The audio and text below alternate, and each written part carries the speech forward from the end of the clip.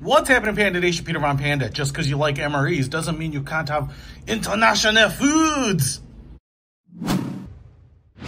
And nothing says international like French toast. This is Bridgford 7045 French toast. You can see it's got 10 grams of fat, a bunch of sodium, a little protein. But this is probably something that's going to be a little more decadent.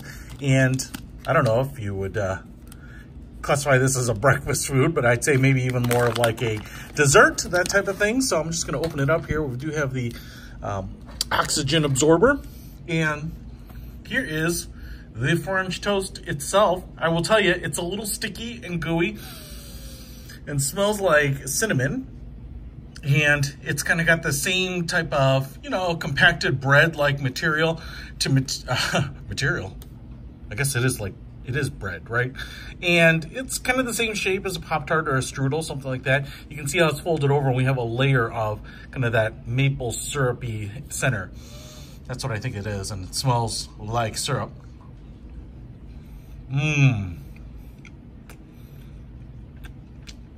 It's good. Kind of like a compressed sponge cake.